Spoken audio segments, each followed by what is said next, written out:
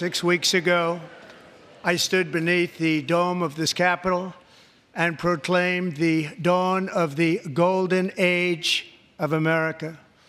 From that moment on, it has been nothing but swift and unrelenting action to usher in the greatest and most successful era in the history of our country. We have accomplished more in 43 days than most administrations accomplished in 4 years or 8 years, and we are just getting started.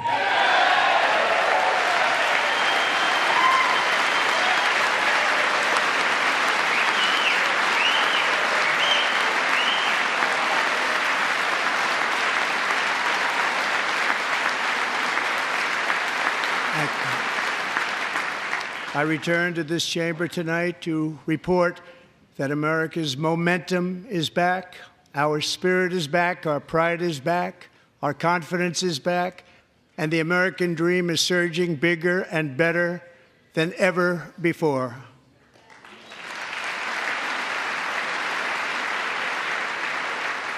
The American dream is unstoppable, and our country is on the verge of a comeback, the likes of which the world has never witnessed and perhaps will never witness again. There's never been anything like it. The presidential election of November 5th was a mandate like has not been seen in many decades. We won all 7 swing states, giving us an electoral college victory of 312 votes.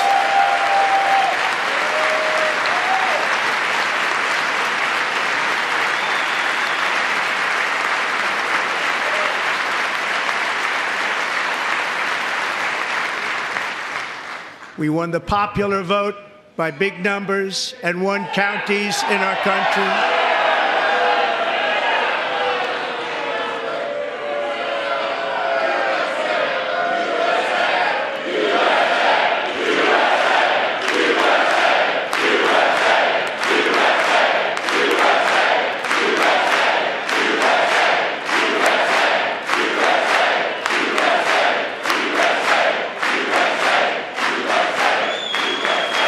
And won counties in our country, 2,700 to 525, on a map that reads almost completely red for Republican.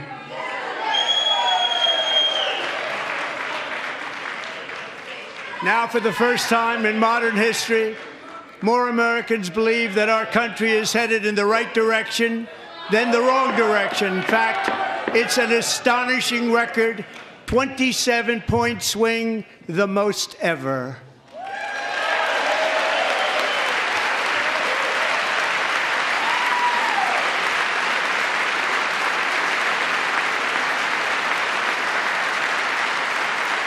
Likewise, small business optimism saw its single largest one-month gain ever recorded, a 41-point jump.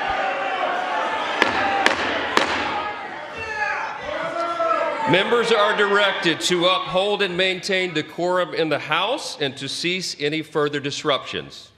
That's your warning.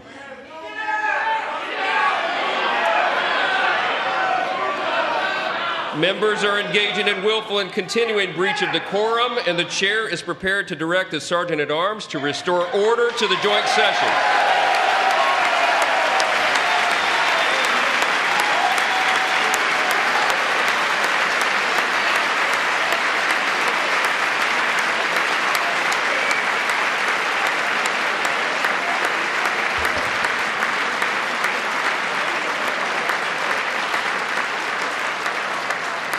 Mr. Green, take your seat. Take your seat, sir. Take your seat. Finding that members continue to engage in willful and concerted disruption of proper decorum, the chair now directs the Sergeant-at-Arms to restore order. Remove this gentleman from the chamber.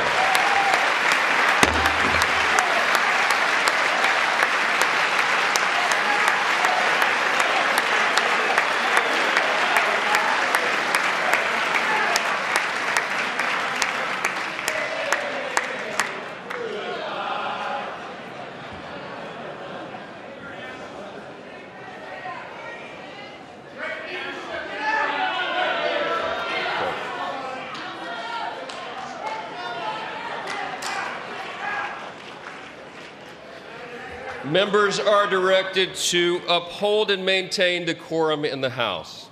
Mr. President, you continue. Thank you. Over the past 6 weeks, I have signed nearly 100 executive orders and taken more than 400 executive actions, a record to restore common sense, safety, optimism, and wealth all across our wonderful land. The people elected me to do the job, and I'm doing it.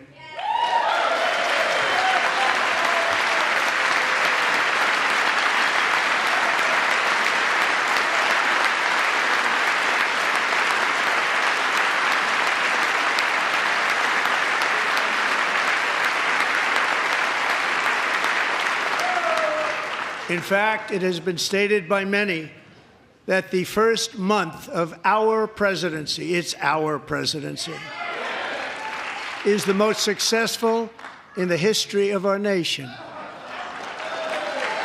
By many.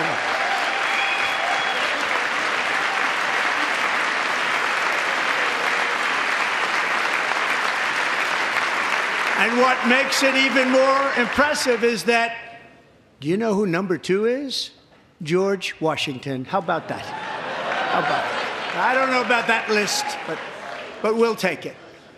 Within hours of taking the oath of office, I declared a national emergency on our southern border, and I deployed the U.S. military and Border Patrol to repel the invasion of our country. And what a job they've done. As a result, illegal border crossings last month were by far the lowest ever recorded, ever.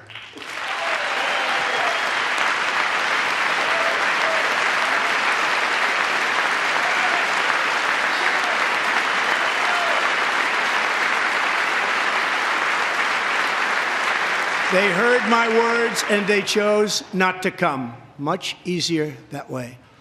In comparison, under Joe Biden, the worst president in American history, there were hundreds of thousands of illegal crossings a month, and virtually all of them, including murderers, drug dealers, gang members, and people from mental institutions and insane asylums, were released into our country. Who would want to do that? This is my 5th such speech to Congress. And once again, I look at the Democrats in front of me, and I realize there is absolutely nothing I can say to make them happy or to make them stand or smile or applaud. Nothing I can do. I could find a cure to the most devastating disease, a disease that would wipe out entire nations, or announce the answers to the greatest economy in history, or the stoppage of crime to the lowest levels ever recorded. And these people sitting right here will not clap, will not stand, and certainly will not cheer for these astronomical achievements. They won't do it, no matter what. Five times I've been up here. It's very sad, and it just shouldn't be this way.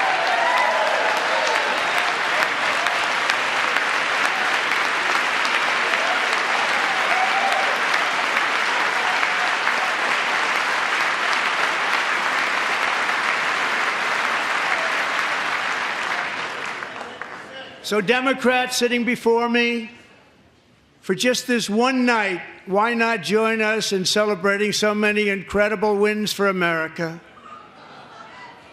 For the good of our nation, let's work together and let's truly make America great again.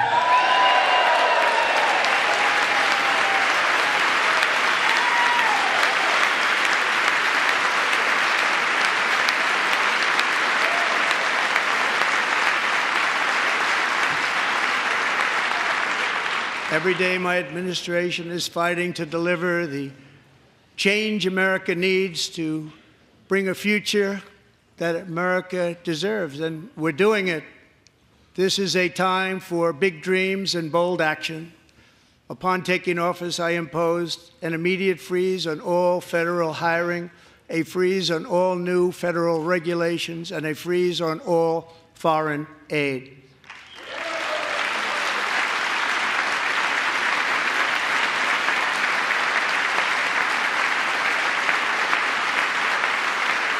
I terminated the ridiculous Green New Scam.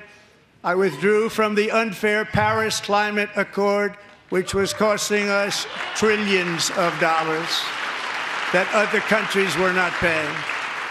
I withdrew from the corrupt World Health Organization.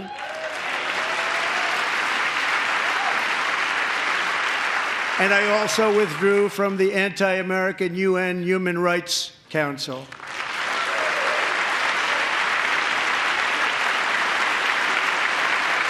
We ended all of Biden's environmental restrictions that were making our country far less safe and totally unaffordable.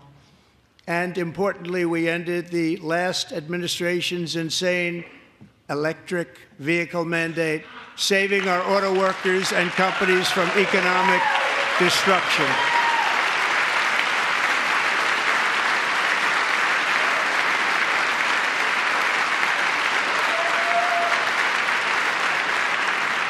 To unshackle our economy, I have directed that for every one new regulation, 10 old regulations must be eliminated, just like I did in my very successful first term.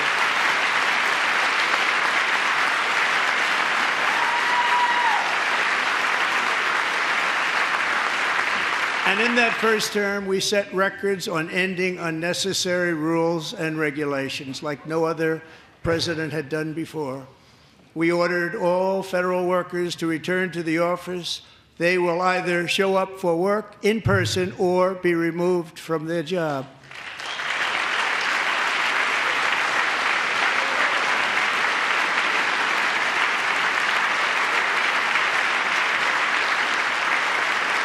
And we have ended weaponized government where, as an example, a sitting president is allowed to viciously prosecute his political opponent, like me. How did that work out? Not too good. Not too good.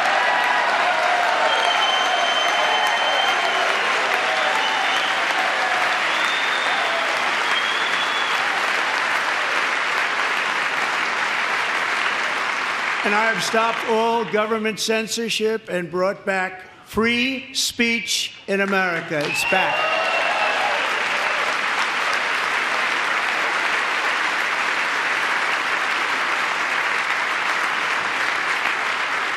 And 2 days ago, I signed an order making English the official language of the United States of America.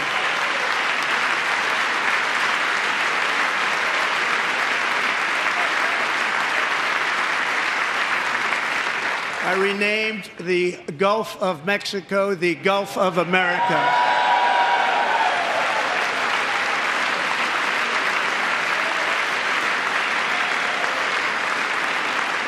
And likewise, I renamed, for a great president, William McKinley, Mount McKinley again. Beautiful Alaska. We love Alaska. We've ended the tyranny of so-called diversity, equity, and inclusion policies all across the entire federal government and indeed the private sector and our military. And our country will be woke no longer.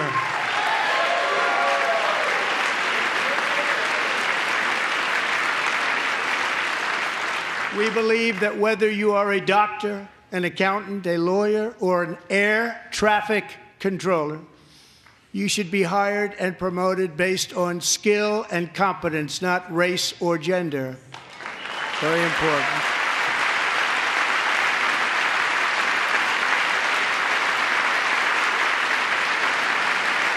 You should be hired based on merit. And the Supreme Court, in a brave and very powerful decision, has allowed us to do so. Thank you. Thank you very much. Thank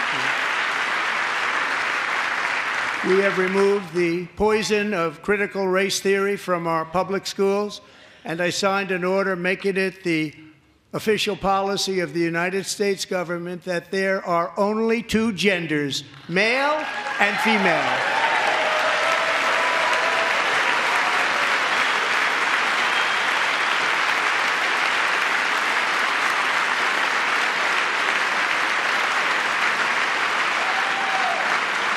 I also signed an executive order to ban men from playing in women's sports.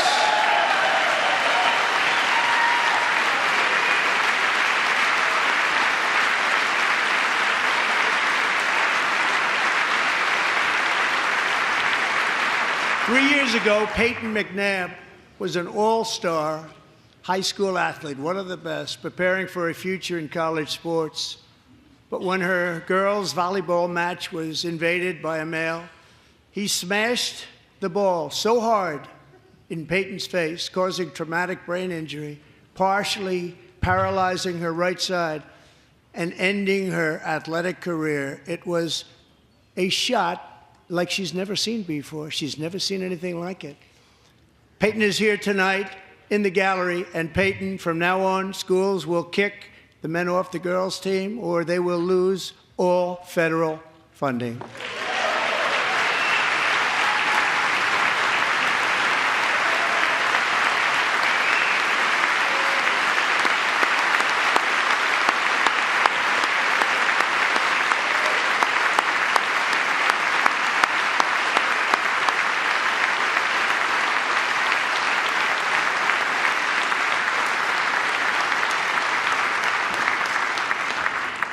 And if you really want to see numbers, just take a look at what happened in the women's boxing, weightlifting, track and field, swimming, or cycling, where a male recently finished a long-distance race 5 hours and 14 minutes ahead of a woman for a new record by 5 hours.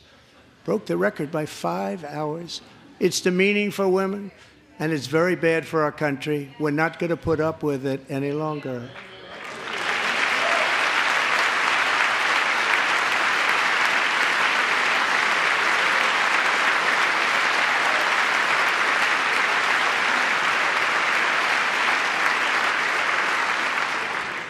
What I have just described is only a small fraction of the common sense revolution that is now, because of us, sweeping the entire world.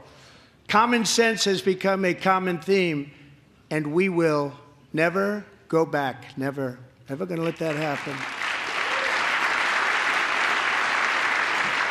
Among my very highest priorities is to rescue our economy and get dramatic and immediate relief to working families. As you know, we inherited from the last administration an economic catastrophe and an inflation nightmare. Their policies drove up energy prices, pushed up grocery costs, and drove the necessities of life out of reach for millions and millions of Americans. They've never had anything like it. We suffered the worst inflation in 48 years, but perhaps even in the history of our country. They're not sure. As president, I'm fighting every day to reverse this damage and make America affordable again.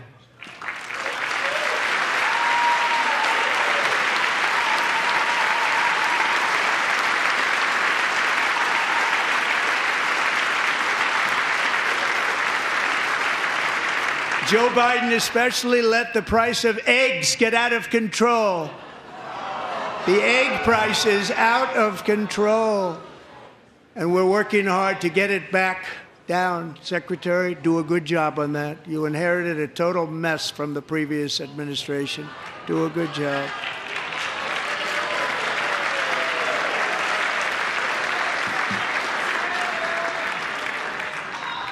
A major focus of our fight to defeat inflation is rapidly reducing the cost of energy.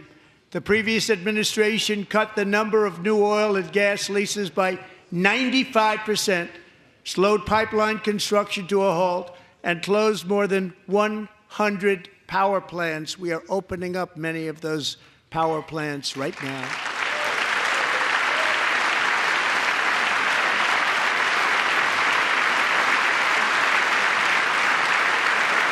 And frankly, we have never seen anything like it.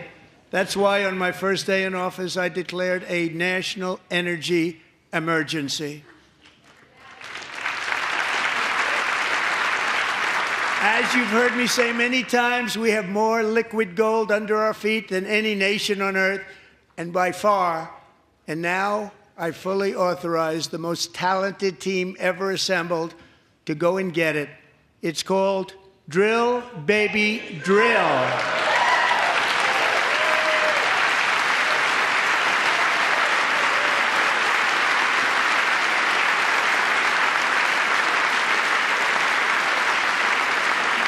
My administration is also working on a gigantic natural gas pipeline in Alaska, among the largest in the world, where Japan, South Korea, and other nations want to be our partner with investments of trillions of dollars each. There's never been anything like that one.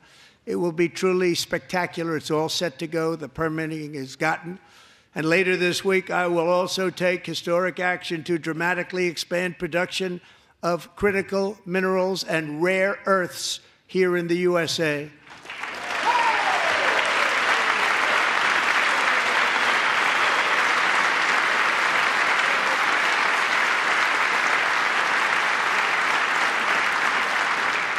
To further combat inflation, we will not only be reducing the cost of energy, but will be ending the flagrant waste of taxpayer dollars.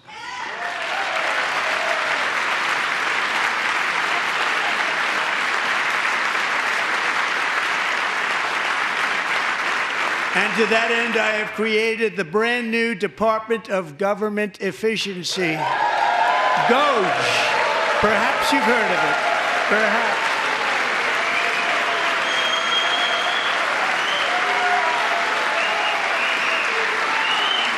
Which is headed by Elon Musk, who is in the gallery tonight.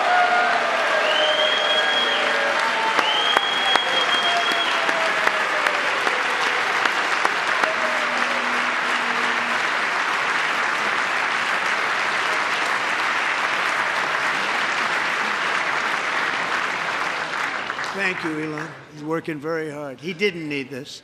He didn't need this. Thank you very much. We appreciate it. Everybody here, even this side, appreciates it, I believe. They just don't want to admit that. Just listen to some of the appalling waste we have already identified. $22 billion from HHS to provide free housing and cars for illegal aliens.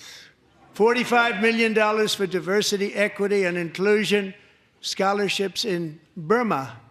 $40 million to improve the social and economic inclusion of sedentary migrants. Nobody knows what that is. $8 million to promote LGBTQI+ in the African nation of Lesotho, which nobody has ever heard of. $60 million for indigenous peoples and Afro-Colombian empowerment in Central America. $60 million. $8 million for making mice transgender. This is real. $32 million for a left-wing propaganda operation in Moldova. $10 million for male circumcision in Mozambique. $20 million for the Arab Sesame Street in the Middle East. It's a program. $20 million for a program. $1.9 billion to recently created Decarbonization of Homes Committee, headed up, and we know she's involved. Just at the last moment, the money was passed over by a woman named Stacey Abrams. Have you ever heard of her? A $3.5 million consulting contract for lavish fish monitoring. $1.5 million for voter confidence in Liberia. $14 million for social cohesion in Mali. $59 million for illegal alien hotel rooms in New York City. He's a real estate developer. He's done very well. $250,000 to increase vegan local climate action innovation in Zambia. $42 million for social and behavior change in Uganda. $14 million for improving public procurement in Serbia. $47 million for improving learning outcomes in Asia. Asia's doing very well with learning. We know what we're doing. We should use it ourselves. And $101 million for DEI contracts at the Department of Education, the most ever paid, nothing even like it. Under the Trump administration, all of these scams, and they're far worse, but I didn't think it was appropriate to talk about them. They're so bad. Many more have been found out and exposed and swiftly terminated by a group of very intelligent, mostly young people, headed up by Elon, and we appreciate it. We found hundreds of billions of dollars of fraud.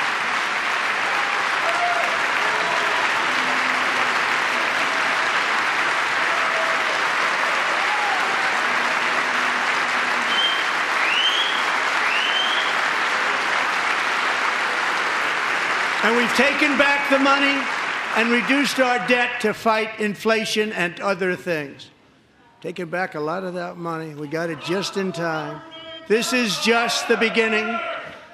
The Government Accountability Office, a federal government office, has estimated annual fraud of over $500 billion in our nation, and we are working very hard to stop it. We're going to. We're also identifying shocking levels of incompetence and probable fraud in the Social Security program for our seniors, and that our seniors and people that we love rely on. Believe it or not, government databases list 4.7 million Social Security members from people aged 100 to 109 years old. It lists 3.6 million people from ages 110 to 119. I don't know any of them. I know some people that are rather elderly, but not quite that elderly. 3.47 million people from ages 120 to 129. 3.9 million people from ages 130 to 139. 3.5 million people from ages 140 to 149. And money is being paid to many of them, and we're searching right now. In fact, Pam, good luck. Good luck. You're going to find it. But a lot of money is paid out to people because it just keeps getting paid, and nobody does, and it really hurts Social Security and hurts our country. 1.3 million people from ages 150 to 159, and over 130,000 people, according to the Social Security databases, are age over 160 years old. We have a healthier country than I thought, Bobby.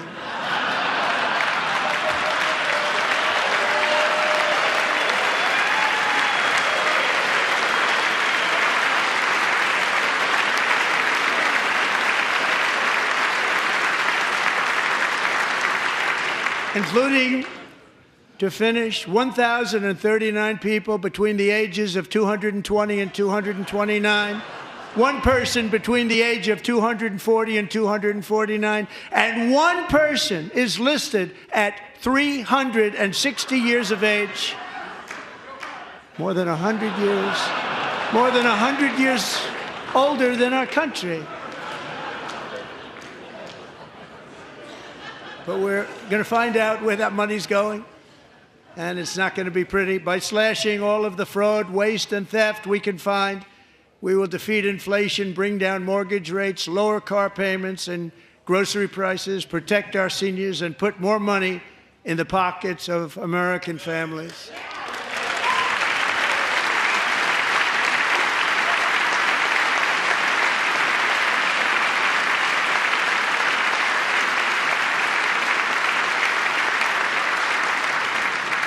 And today, interest rates took a beautiful drop, big, beautiful drop. It's about time.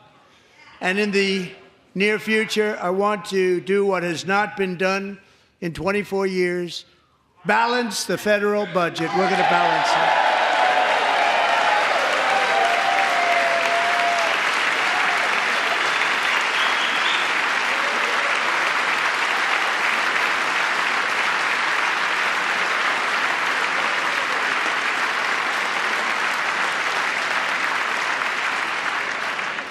With that goal in mind, we have developed in great detail what we are calling the Gold Card, which goes on sale very, very soon. For $5 million, we will allow the most successful job-creating people from all over the world to buy a path to U.S. citizenship. It's like the green card, but better and more sophisticated. And these people will have to pay tax in our country. They won't have to pay tax from where they came. The money that they've made, you wouldn't want to do that, but they have to pay tax, create jobs. They'll also be taking people out of colleges and paying for them so that we can keep them in our country instead of having them being forced out.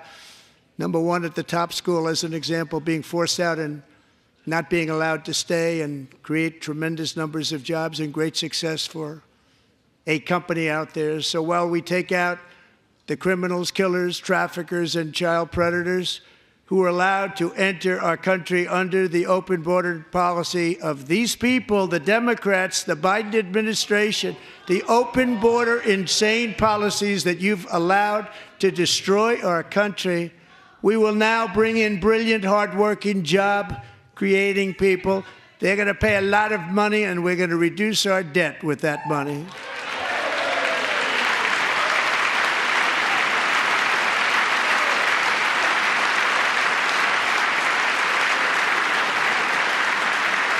Americans have given us a mandate for bold and profound change. For nearly 100 years, the federal bureaucracy has grown until it has crushed our freedoms, ballooned our deficits, and held back America's potential in every possible way. The nation founded by pioneers and risk-takers now drowns under millions and millions of pages of regulations and debt. Approvals that should take 10 days to get instead take 10 years, 15 years, and even 20 years before you're rejected. Meanwhile, we have hundreds of thousands of federal workers who have not been showing up to work. My administration will reclaim power from this unaccountable bureaucracy, and we will restore true democracy to America again.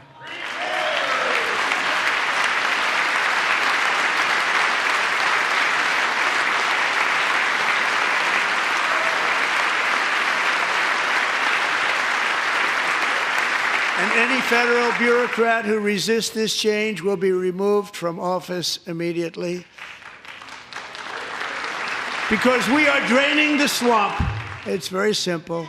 And the days of rule by unelected bureaucrats are over.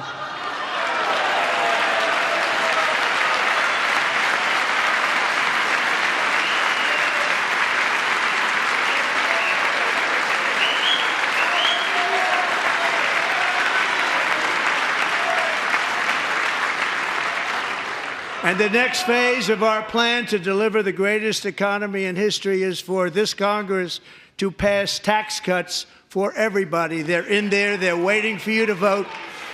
And I'm sure that the people on my right, I don't mean the Republican right, but my right here, I'm sure you're going to vote for those tax cuts, because otherwise I don't believe the people will ever vote you into office. So I'm doing you a big favor by telling you that. But I know this group is going to be voting for the tax.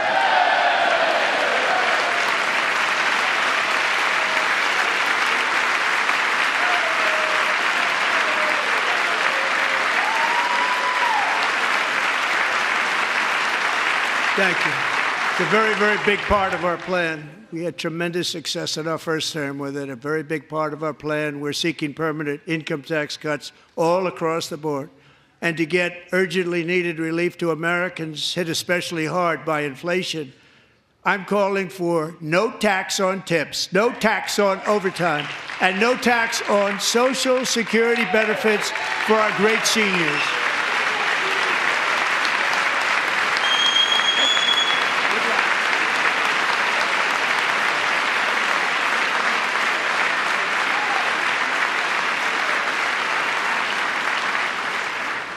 And I also want to make interest payments on car loans tax deductible, but only if the car is made in America.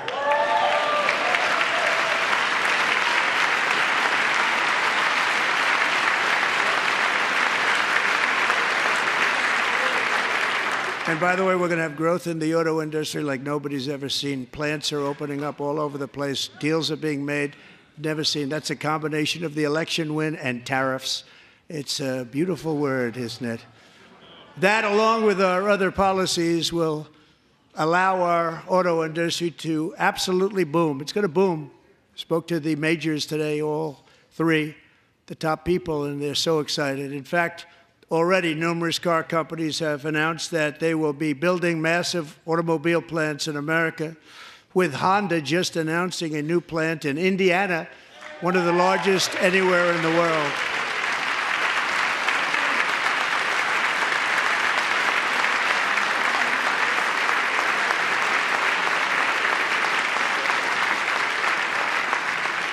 And this has taken place since our great victory on November 5th, a date which will hopefully go down as one of the most important in the history of our country.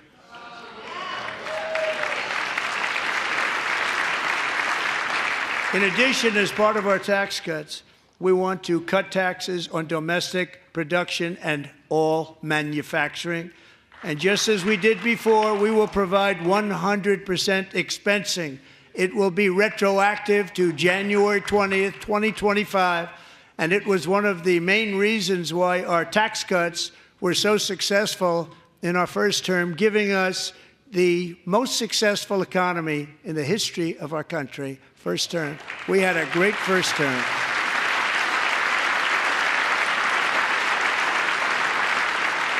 If you don't make your product in America, however, under the Trump administration, you will pay a tariff, and in some cases, a rather large one.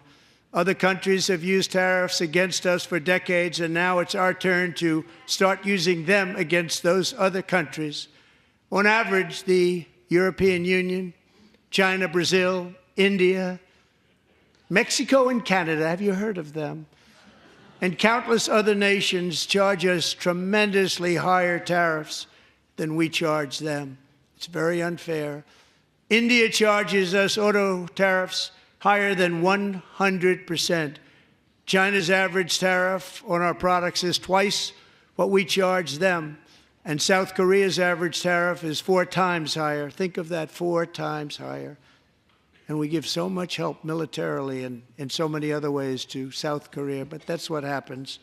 This is happening by friend and foe. This system is not fair to the United States and never was, and so on April 2nd, I wanted to make it April 1st, but I didn't want to be accused of April Fool's Day. That's not, just one day was cost us a lot of money. But we're going to do it in April. I'm a very superstitious person. April 2nd, reciprocal tariffs kick in. And whatever they tariff us, other countries, we will tariff them. That's reciprocal, back and forth. Whatever they tax us, we will tax them. If they do non-monetary tariffs to keep us out of their market, then we will do non-monetary barriers to keep them out of our market. There's a lot of that, too. They don't even allow us in their market. We will take in trillions and trillions of dollars and create jobs like we have never seen before. I did it with China, and I did it with others, and the Biden administration couldn't do anything about it because there was so much money they couldn't do anything about it. We have been ripped off for decades by nearly every country on earth, and we will not let that happen any longer.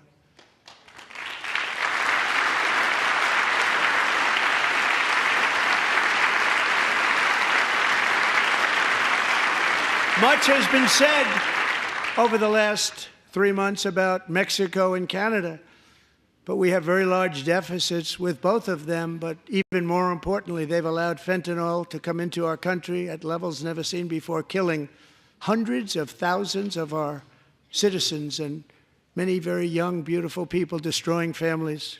Nobody's ever seen anything like it. They are, in effect, receiving subsidies of hundreds of billions of dollars. We pay subsidies to Canada and to Mexico of hundreds of billions of dollars, and the United States will not be doing that any longer. We're not going to do it any longer.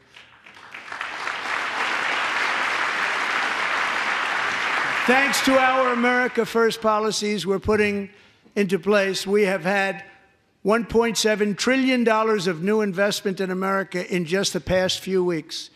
The combination of the election and our economic policies that people of SoftBank, one of the most brilliant anywhere in the world, announced a $200 billion investment. OpenAI and Oracle, Larry Ellison, announced $500 billion investment, which they wouldn't have done if Kamala had won. Apple announced $500 billion investment. Tim Cook called me. He said, I cannot spend it fast enough. It's going to be much higher than that, I believe. They'll be building their plants here instead of in China.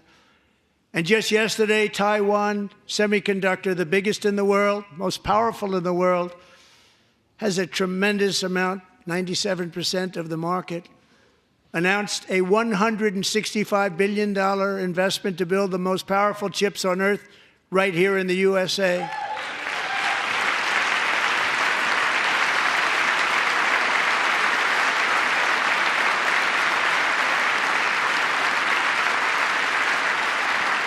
And we're not giving them any money. Your CHIPS Act is a horrible, horrible thing. We give hundreds of billions of dollars, and it doesn't mean a thing. They take our money and they don't spend it. All that meant to them, we're giving them no money. All that was important to them was they didn't want to pay the tariffs, so they came and they're building, and many other companies are coming. We don't have to give them money. We just want to protect our businesses and our people. And they will come because they won't have to pay tariffs if they build in America. So it's very amazing. You should get rid of the CHIP Act, and whatever's left over, Mr. Speaker, you should use it to reduce debt or any other reason you want to.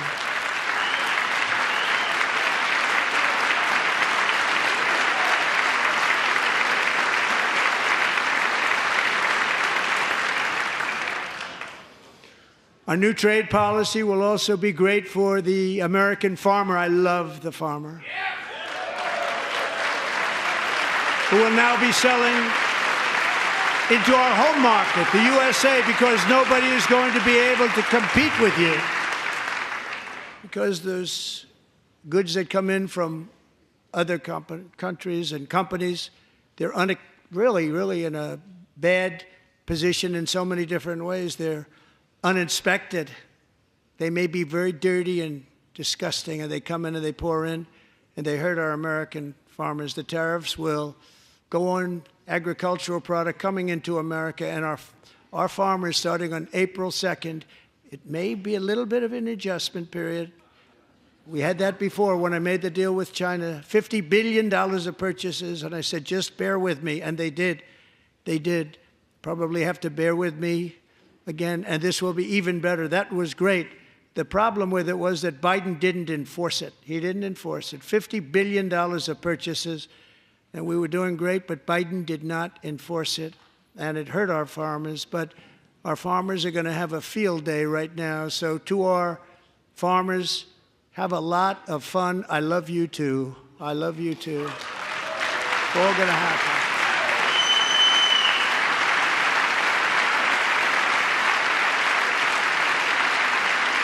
And I have also imposed a 25% tariff on foreign aluminum, copper, lumber, and steel, because if we don't have, as an example, steel and lots of other things, we don't have a military, and frankly, we just won't have a country very long. Here today is a proud American steelworker, fantastic person from Decatur, Alabama, Jeff Denard. Has been working at the same steel plant for 27 years in a job that has allowed him to serve as the captain of his local volunteer fire department, raise 7 children with his beautiful wife, Nicole, and over the years provide a loving home for more than 40 foster children. So great, Jeff.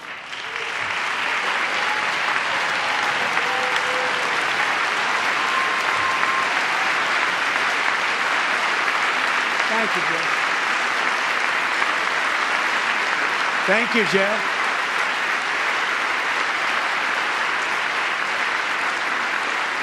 Stories like Jeff's remind us that tariffs are not just about protecting American jobs.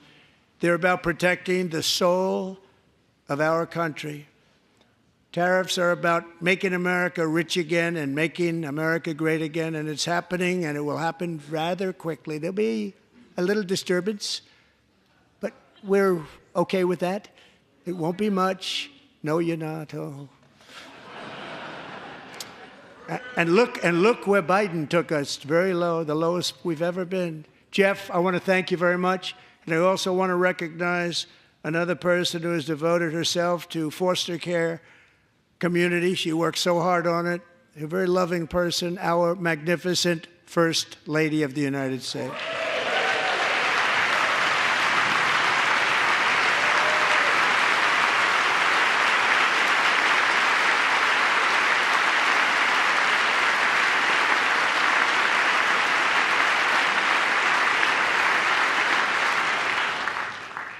Melania's work has yielded incredible results, helping prepare our nation's future leaders as they enter the workforce.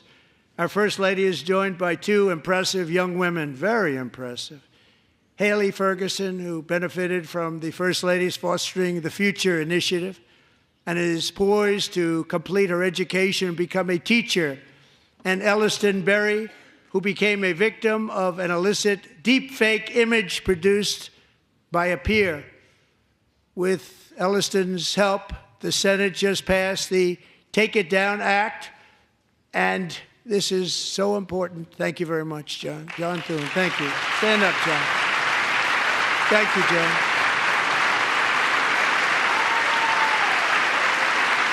Thank you all very much.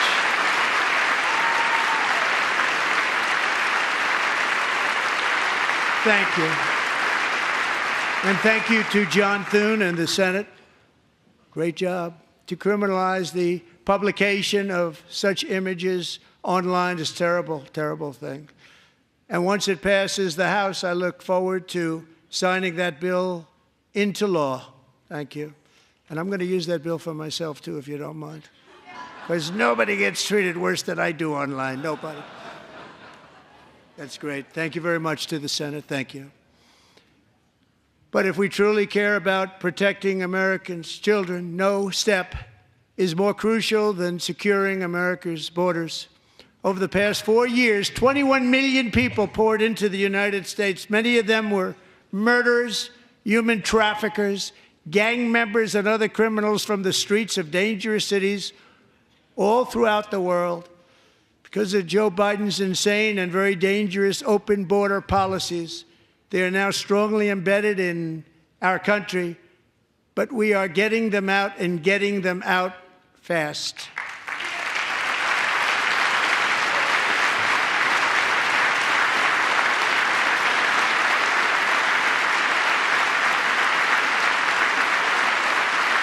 And I want to thank Tom Homan and Christy. I want to thank you and Paul of Border Patrol.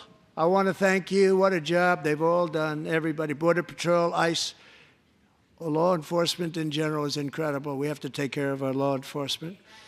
Have to.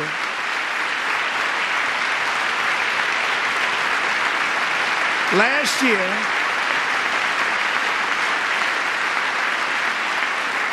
a brilliant 22-year-old nursing student named Laken Riley, the best in her class, admired by everybody, went out for a jog on the campus of the University of Georgia. That morning, Laken was viciously attacked, assaulted, beaten, brutalized, and horrifically murdered.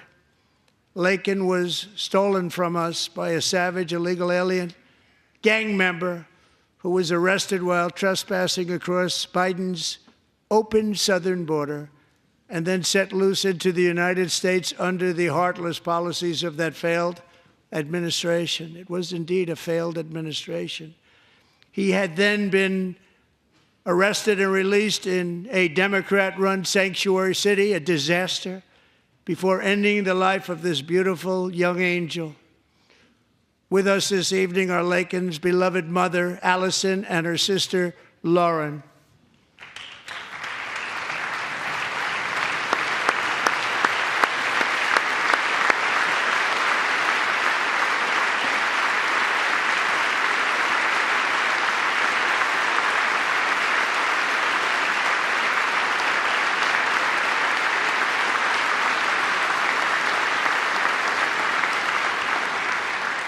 Last year, I told Laken's grieving parents that we would ensure their daughter would not have died in vain.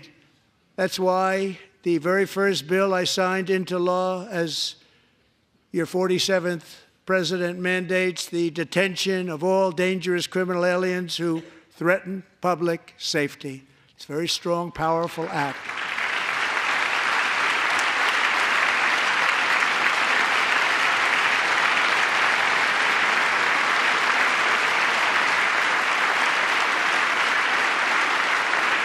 It's called the Laken-Riley Act. So Allison and Lauren, America will never, ever forget our beautiful Laken Hope Riley.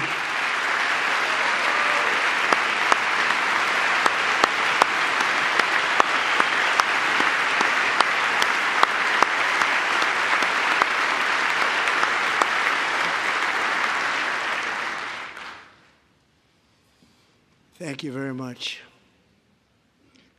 Since taking office, my administration has launched the most sweeping border and immigration crackdown in American history, and we quickly achieved the lowest numbers of illegal border crossers ever recorded. Thank you.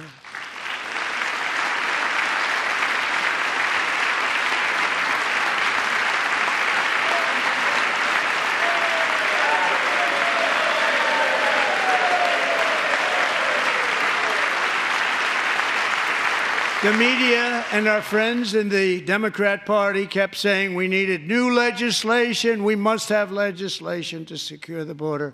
But it turned out that all we really needed was a new president.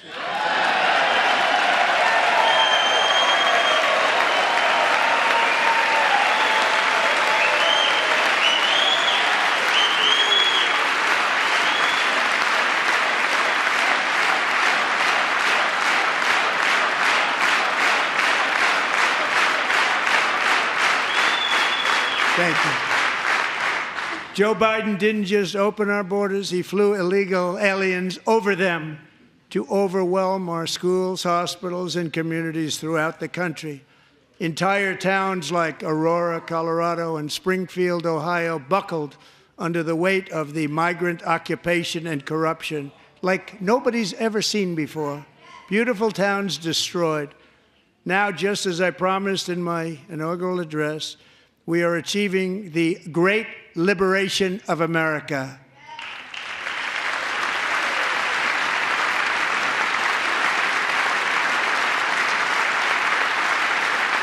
But there still is much work to be done. Here tonight is a woman I have gotten to know, Alexis Nungari from Houston.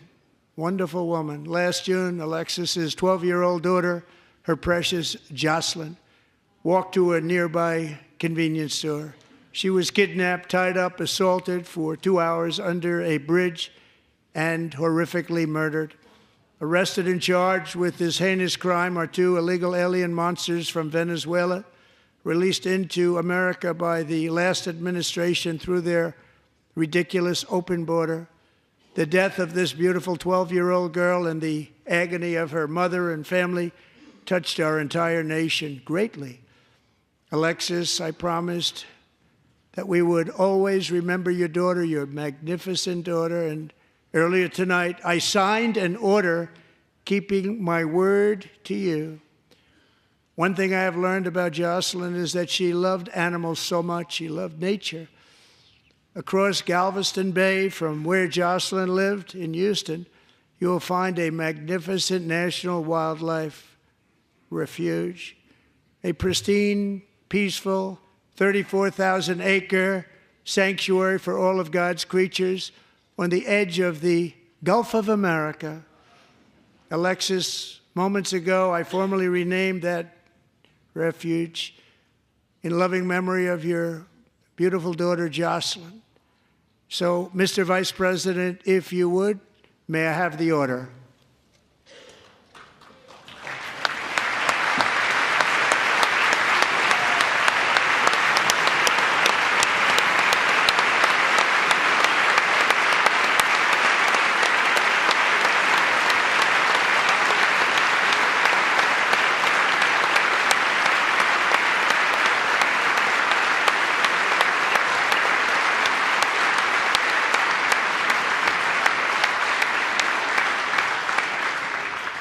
Thank you very much. All three savages charged with Jocelyn and Lakin's murders were members of the Venezuelan prison gang, the toughest gang, they say, in the world, known as Tren de Aragua. 2 weeks ago, I officially designated this gang, along with MS-13 and the bloodthirsty Mexican drug cartels, as foreign terrorist organizations.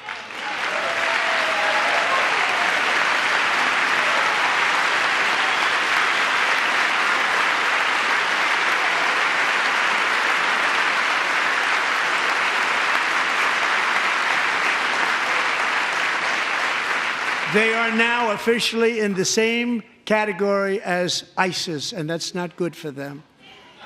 Countless thousands of these terrorists were welcomed into the U.S. by the Biden administration. But now every last one will be rounded up and forcibly removed from our country, or, if they're too dangerous, put in jails, standing trial in this country, because we don't want them to come back ever. With us this evening is a warrior on the front lines of that battle, Border Patrol Agent Roberto Ortiz. Great guy.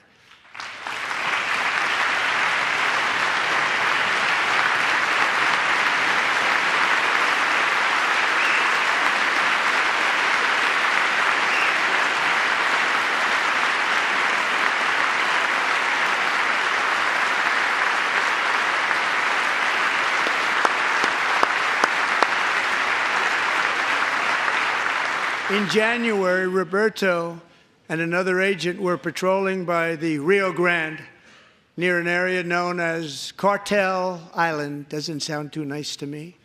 When heavily armed gunmen started shooting at them, Roberto saw that his partner was totally exposed, at great danger, and he leapt into action, returning fire and providing crucial seconds for his fellow agent to seek safety, just barely. I have some of the prints of that event, and it was not good. Agent Ortiz, we salute you for your great courage and for your line of fire that you took and for the bravery that you showed. We honor you, and we will always honor you. Thank you, Roberto, very much.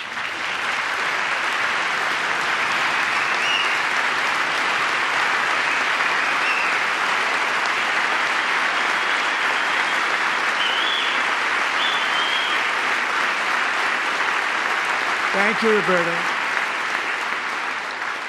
And I actually got to know him on my many calls to the border. He's a great gentleman. The territory to the immediate south of our border is now dominated entirely by criminal cartels that murder, rape, torture, and exercise total control. They have total control over a whole nation, posing a grave threat to our national security. The cartels are waging war on America, and it's time for America to wage war on the cartels, which we are doing.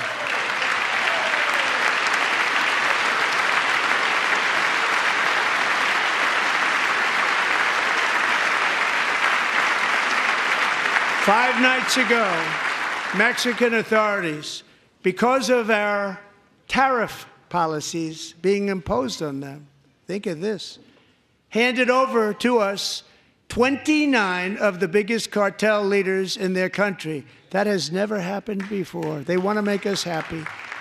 First time ever. But we need Mexico and Canada to do much more than they've done, and they have to stop the fentanyl and drugs pouring into the USA. They're going to stop it. I have sent Congress a detailed funding request laying out exactly how we will eliminate these threats to protect our homeland and complete the largest deportation operation in American history, larger even than current record holder President Dwight D. Eisenhower, a moderate man, but someone who believed very strongly in borders. Americans expect Congress to send me this funding without delay so I can sign it into law. So, Mr. Speaker, John Thune, both of you, I hope you're going to be able to do that, Mr. Speaker. Thank you. Mr. Leader, thank you. Thank you very much. And let's get it to me. I'll sign it so fast, you won't even believe it.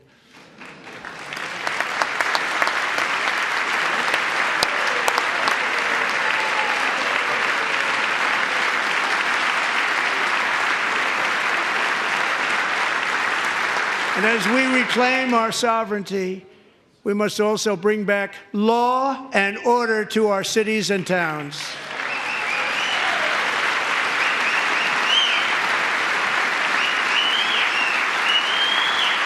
In recent years, our justice system has been turned upside down by radical left lunatics. Many jurisdictions virtually ceased enforcing the law against dangerous repeat offenders while weaponizing law enforcement against political opponents like me. My administration has acted swiftly and decisively to restore fair, equal, and impartial justice under the constitutional rule of law, starting at the FBI and the DOJ. Pam, good luck. Cash, wherever you may be, good luck. Good luck. Pam Bondi. Good luck. So important. Going to do a great job. Cash, thank you. Thank you, Cash.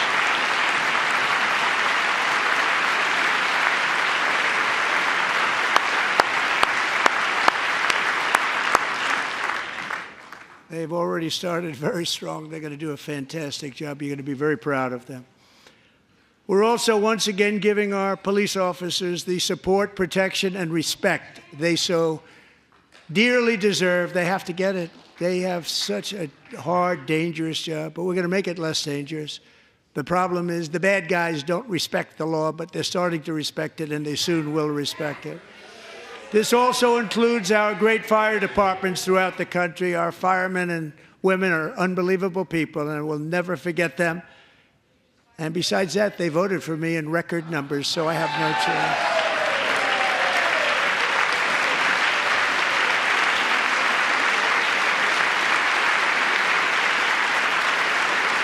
1 year ago this month, 31-year-old New York police officer Jonathan Diller, unbelievably wonderful person and a great officer, was gunned down at a traffic stop on Long Island. I went to his funeral. The vicious criminal charged with his murder had 21 prior arrests, and they were rough arrests, too. He was a real bad one. The thug in the seat next to him had 14 prior arrests and went by the name of Killer. He was Killer. He killed other people, they say, a lot of them. I attended Officer Diller's service, and when I met his wife and one-year-old son, Ryan, it was very inspirational, actually. His widow's name is Stephanie, and she is here tonight. Stephanie, thank you very much, Stephanie. Thank you very much.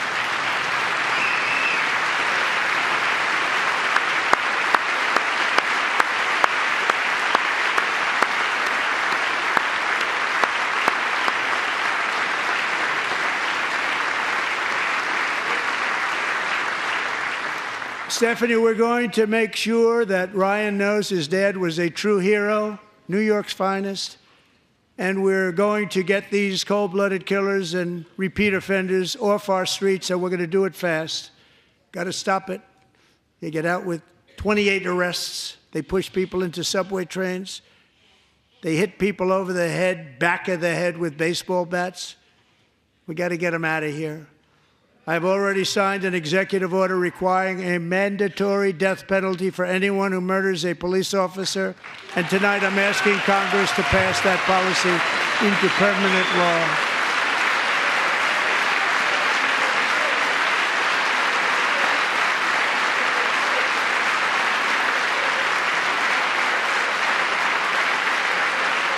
I'm also asking for a new crime bill getting tough on repeat offenders while enhancing protections for America's police officers so they can do their jobs without fear of their lives being totally destroyed. They don't want to be killed. We're not going to let them be killed. Joining us in the gallery tonight is a young man who truly loves our police. His name is DJ Daniel. He is 13 years old, and he has always dreamed of becoming a police officer.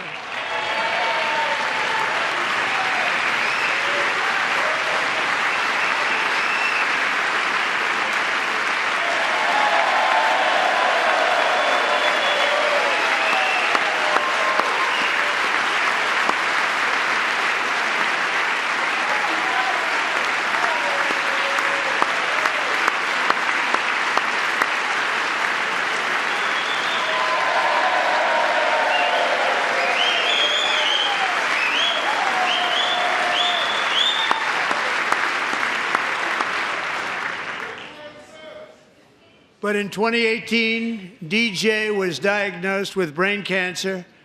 The doctors gave him 5 months at most to live. That was more than 6 years ago.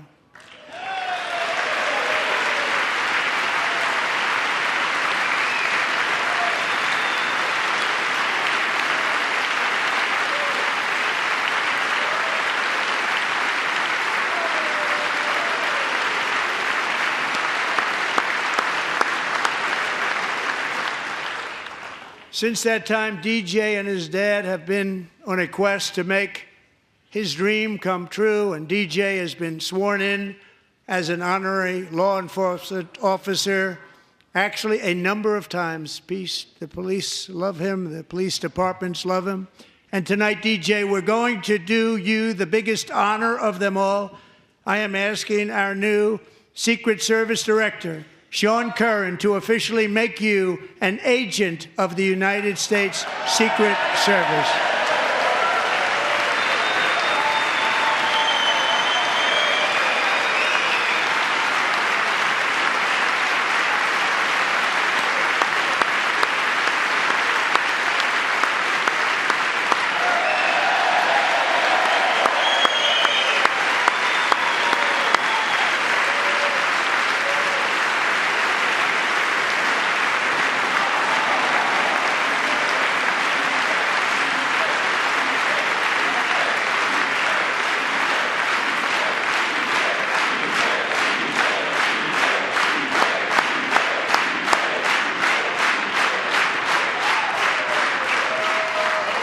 Thank you, DJ.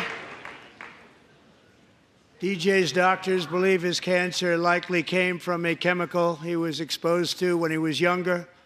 Since 1975, rates of child cancer have increased by more than 40%. Reversing this trend is one of the top priorities for our new presidential commission to make America healthy again, chaired by our new Secretary of Health and Human Services, Robert F. Kennedy, Jr.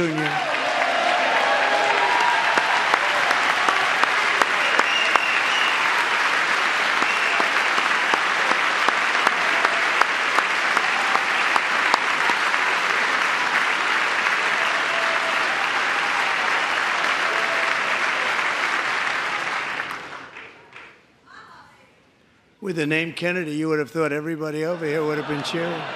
How quickly they forget. Our goal is to get toxins out of our environment, poisons out of our food supply, and keep our children healthy and strong. As an example, not long ago, and you can't even believe these numbers, 1 in 10,000 children had autism, 1 in 10,000. And now it's 1 in 36. There's something wrong, 1 in 36. Think of that. So we're going to find out what it is, and there's nobody better than Bobby and all of the people that are working with you. You have the best to figure out what is going on. Okay, Bobby, good luck. It's a very important job. Thank you. Good job.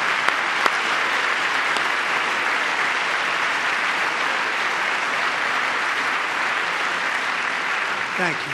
My administration is also working to protect our children from toxic ideologies in our schools. A few years ago, January, Littlejohn and her husband discovered that their daughter's school had secretly, socially transitioned their 13-year-old little girl. Teachers and administrators conspired to deceive January and her husband while encouraging her daughter to use a new name and pronouns. They, them pronoun, actually, all without telling January, who is here tonight and is now a courageous advocate against this form of child abuse. January, thank you. Thank you. Thank you very much.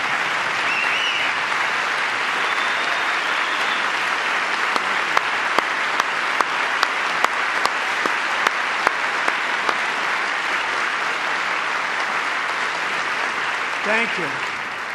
Stories like this are why, shortly after taking office, I signed an executive order banning public schools from indoctrinating our children with transgender ideology.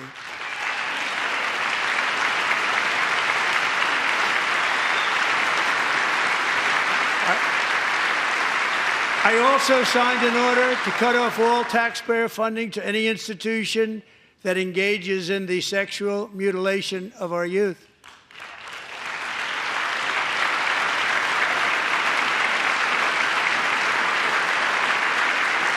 And now I want Congress to pass a bill permanently banning and criminalizing sex changes on children and forever ending the lie that any child is trapped in the wrong body.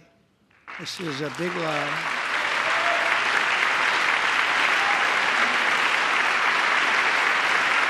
And our message to every child in America is that you are perfect exactly the way God made you.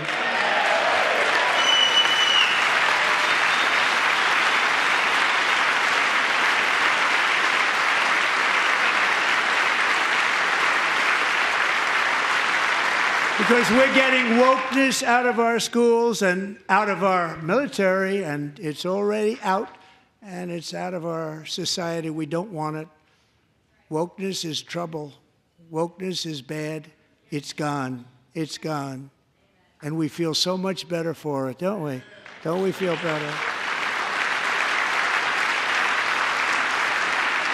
Our service members won't be activists and ideologues. They will be fighters and warriors. They will fight for our country. And Pete, congratulations. Secretary of Defense, congratulations.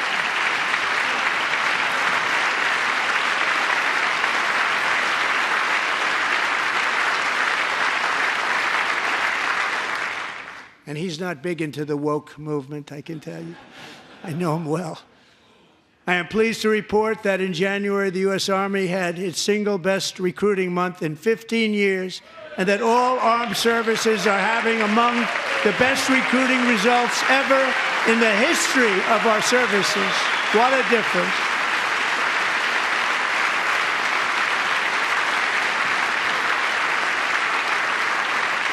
And you know, it was just a few months ago where the results were exactly the opposite. We couldn't recruit anywhere. We couldn't recruit. Now we're having the best results just about that we've ever had. What a tremendous turnaround. It's really a beautiful thing to see. People love our country again. It's very simple. They love our country, and they love being in our military again. So it's a great thing, and thank you very much. Great job. Thank you.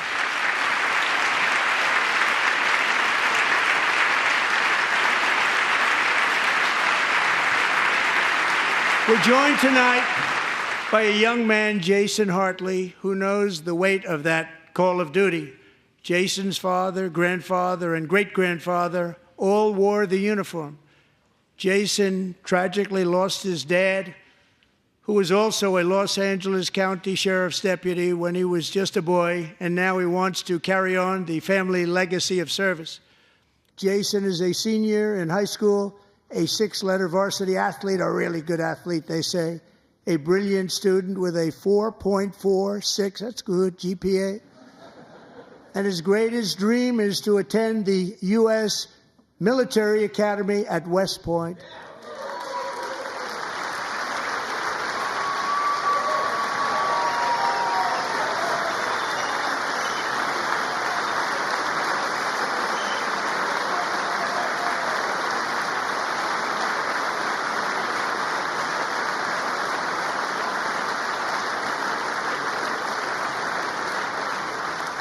And Jason, that's a very big deal getting in. That's a hard one to get into. But I'm pleased to inform you that your application has been accepted.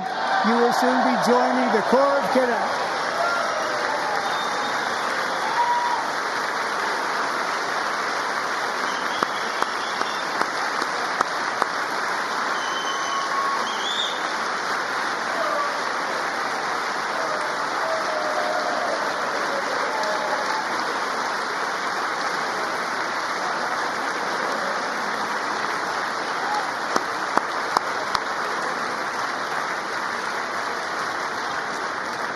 Thank you.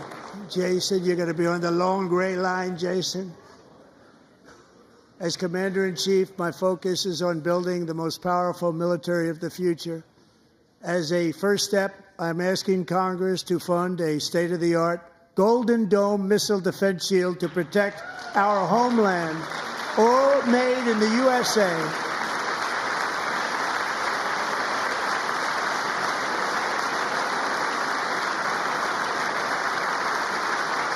And Ronald Reagan wanted to do it long ago, but the technology just wasn't there, not even close. But now we have the technology. It's incredible, actually. And other places, they have it. Israel has it. Other places have it. And the United States should have it too. Right, Tim? Right? They should have it too. So I want to thank you. But it's a very, very important. This is a very dangerous world. We should have it. We want to be protected, and we're going to protect our citizens like never before.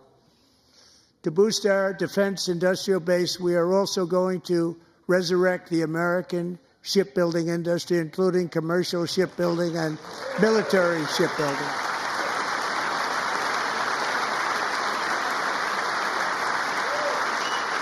And for that purpose, I am announcing tonight that we will create a new Office of Shipbuilding in the White House and offer special tax incentives to bring this industry home to America where it belongs. We used to make so many ships. We don't make them anymore very much, but we're going to make them very fast, very soon. It will have a huge impact. To further enhance our national security, my administration will be reclaiming the Panama Canal, and we've already started doing it.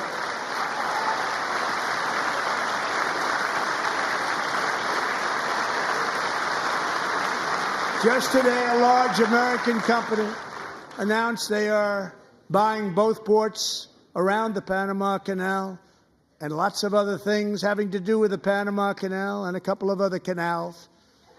The Panama Canal was built by Americans for Americans, not for others, but others could use it. But it was built at tremendous cost of American blood and treasure. 38,000 workers died building the Panama Canal.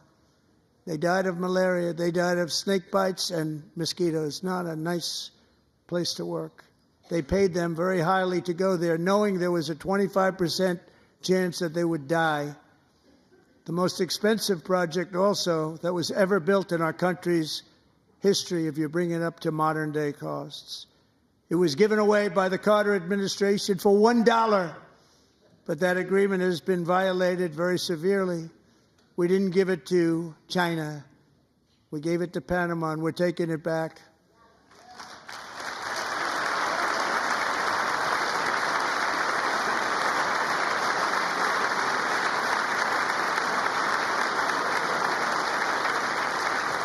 And we have Marco Rubio in charge. Good luck, Marco. Now, we know who to blame if anything goes wrong. Marco's been amazing, and he's going to do a great job. Think of it. He got 100 votes. You know, he was approved with actually 99, but the 100th was this gentleman, and I feel very certain. So let's assume he got 100 votes, and I'm either very, very happy about that or I'm very concerned about it. But he's already proven. I mean, he's a great gentleman. He's respected by everybody, and we appreciate you voting for Marco. He's going to do a fantastic job. Thank you. Thank you. He's doing a great job. Great job. And I also have a message tonight for the incredible people of Greenland. We strongly support your right to determine your own future. And if you choose, we welcome you into the United States of America. We need Greenland for national security and even international security, and we're working with everybody involved to try and get it. But we need it really for international world security, and I think we're going to get it. One way or the other, we're going to get it.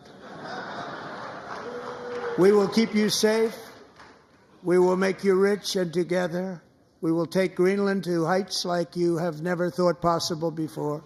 It's a very small population, but very, very large piece of land and very, very important for military security. America is once again standing strong against the forces of radical Islamic terrorism. 3.5 years ago, ISIS terrorists killed 13 American service members and countless others in the Abbey Gate bombing during the disastrous and incompetent withdrawal from Afghanistan. Not that they were withdrawing, it was the way they withdrew. Perhaps the most embarrassing moment in the history of our country. Tonight, I am pleased to announce that we have just apprehended the top terrorist responsible for that atrocity, and he is right now on his way here to face the swift sword of American justice.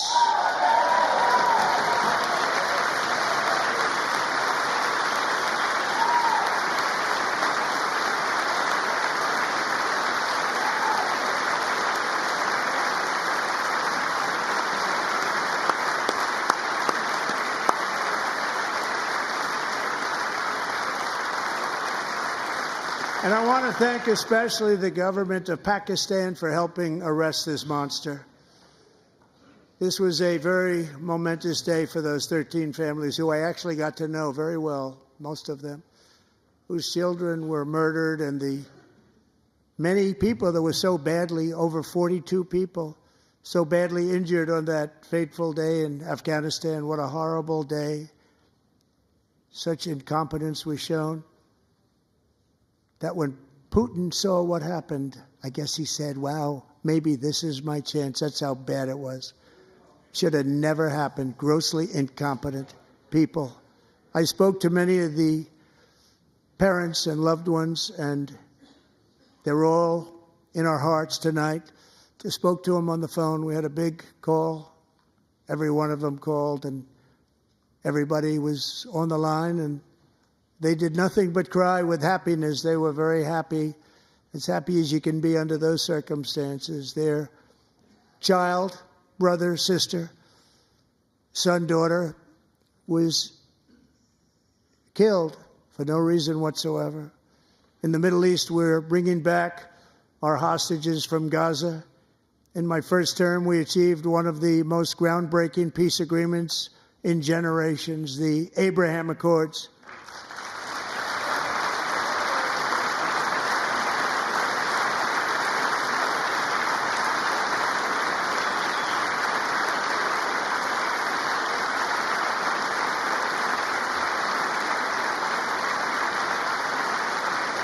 And now we're going to build on that foundation to create a more peaceful and prosperous future for the entire region. A lot of things are happening in the Middle East. People have been talking about that so much lately with everything going on with Ukraine and Russia.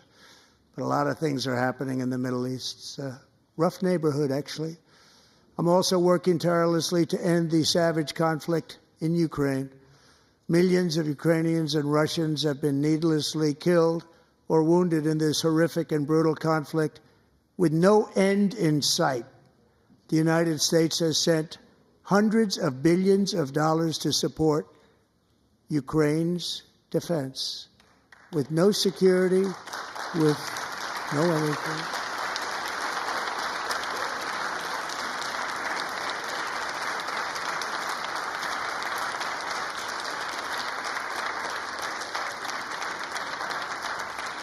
Do you want to keep it going for another 5 years? Yeah, you would say Pocahontas says yes.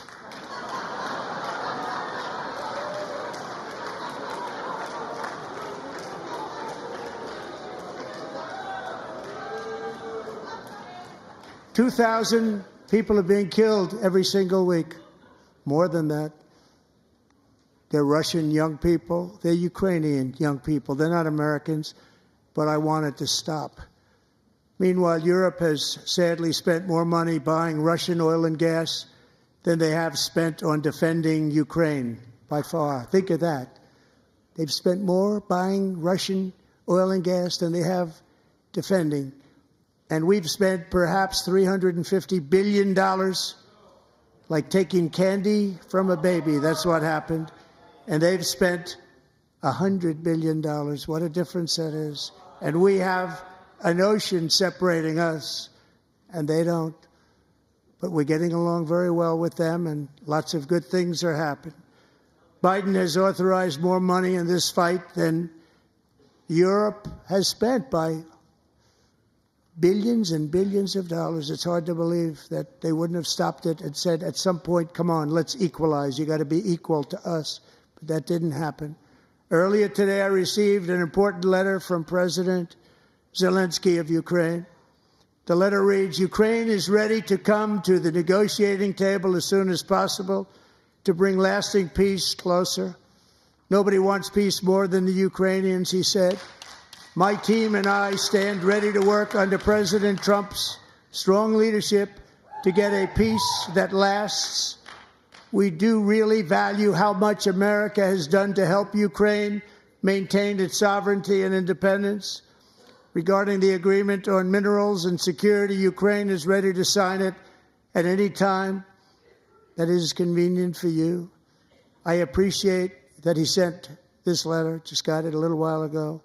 Simultaneously, we've had serious discussions with Russia and have received strong signals that they are ready for peace. Wouldn't that be beautiful? Wouldn't that be beautiful?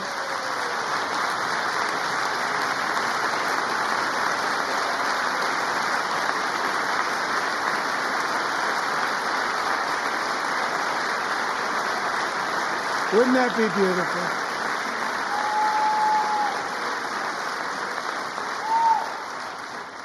It's time to stop this madness. It's time to halt the killing. It's time to end this senseless war. If you want to end wars, you have to talk to both sides. Nearly 4 years ago, amid rising tensions, a history teacher named Mark Fogel was detained in Russia and sentenced to 14 years in a penal colony. Rough stuff. The previous administration barely lifted a finger to help him. They knew he was innocent, but they had no idea where to begin. But last summer, I promised his 95-year-old mother, Malphine, that we would bring her boy safely back home. After 22 days in office, I did just that, and they are here tonight.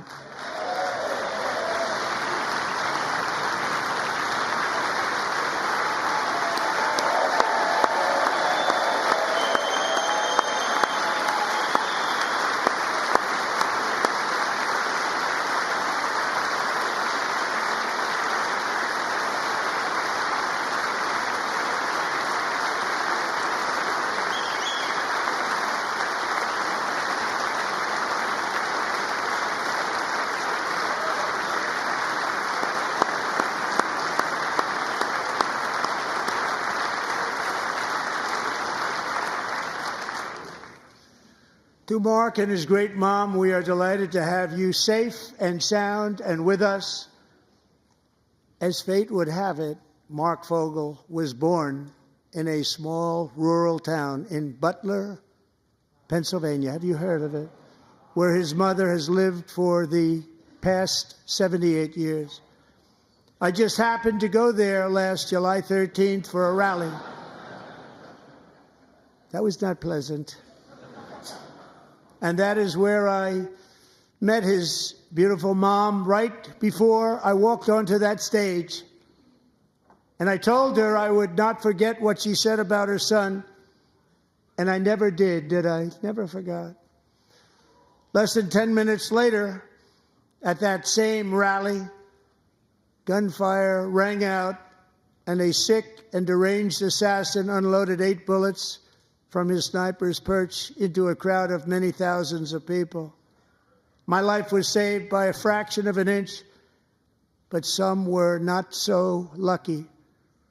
Corey Comparator was a firefighter, a veteran, a Christian, a husband, a devoted father, and above all, a protector. When the sound of gunshots pierced the air, it was a horrible sound. Corey knew instantly what it was and what to do.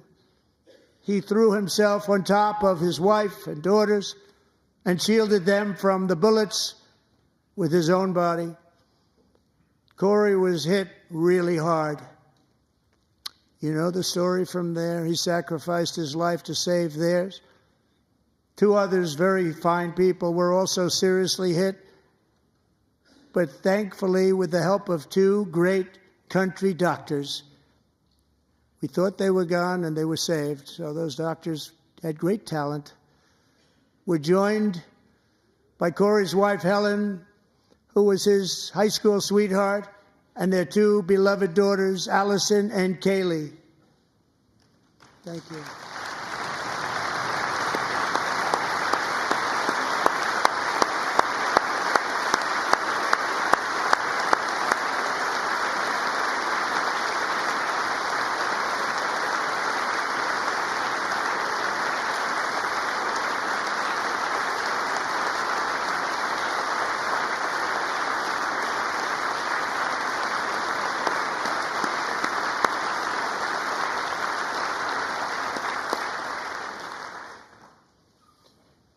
To Helen, Allison, and Kaylee, Corey is looking down on his three beautiful ladies right now, and he is cheering you on. He loves you.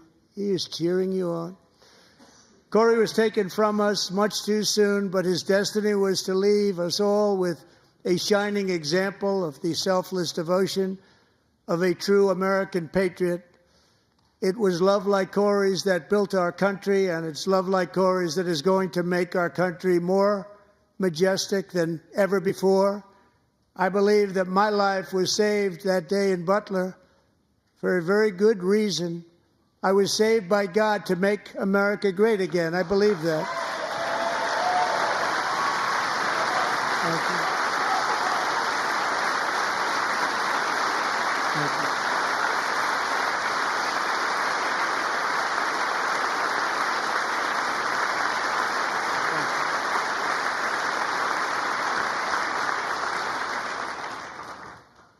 Thank you very much. From the patriots of Lexington and Concord to the heroes of Gettysburg and Normandy, from the warriors who crossed the Delaware to the trailblazers who climbed the Rockies, and from the legends who soared at Kitty Hawk to the astronauts who touched the moon, Americans have always been the people who defied all odds, transcended all dangers, made the most extraordinary sacrifices, and did whatever it took to defend our children, our country, and our freedom.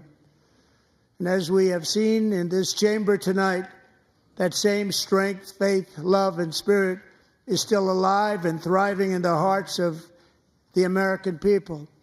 Despite the best efforts of those who would try to censor us, silence us, break us, destroy us, Americans are today a proud, free, sovereign, and independent nation that will always be free, and we will fight for it till death. We will never let anything happen to our beloved country, because we are a country of doers, dreamers, fighters, and survivors.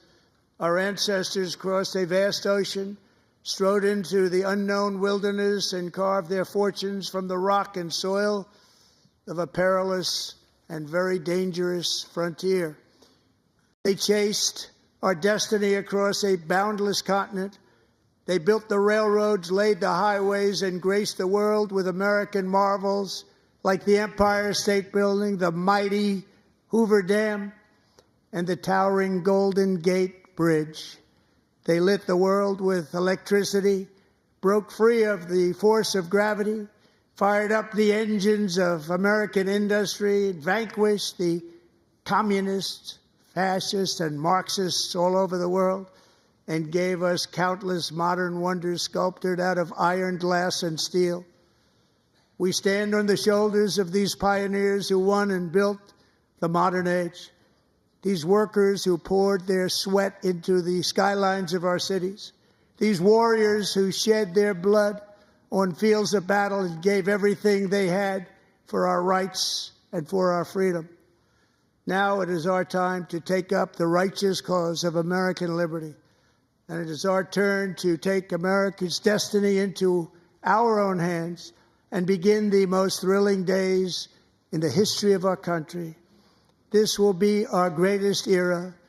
With God's help, over the next 4 years, we are going to lead this nation even higher, and we are going to forge the freest, most advanced, most dynamic, and most dominant civilization ever to exist on the face of this earth.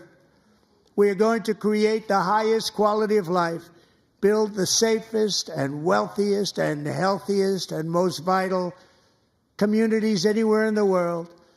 We are going to conquer the vast frontiers of science, and we are going to lead humanity into space and plant the American flag on the planet Mars and even far beyond.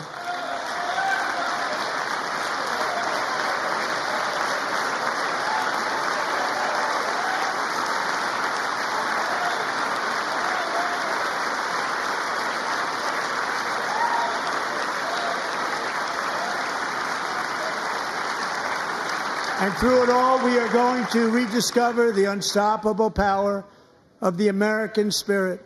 And we are going to renew unlimited promise of the American dream. Every single day, we will stand up and we will fight, fight, fight for the country our citizens believe in and for the country our people deserve.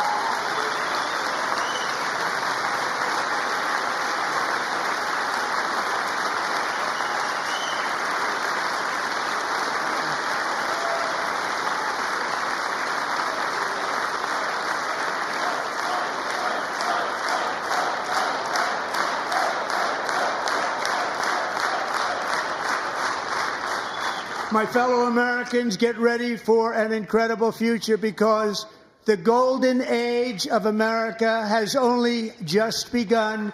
It will be like nothing that has ever been seen before. Thank you, God bless you, and God bless America.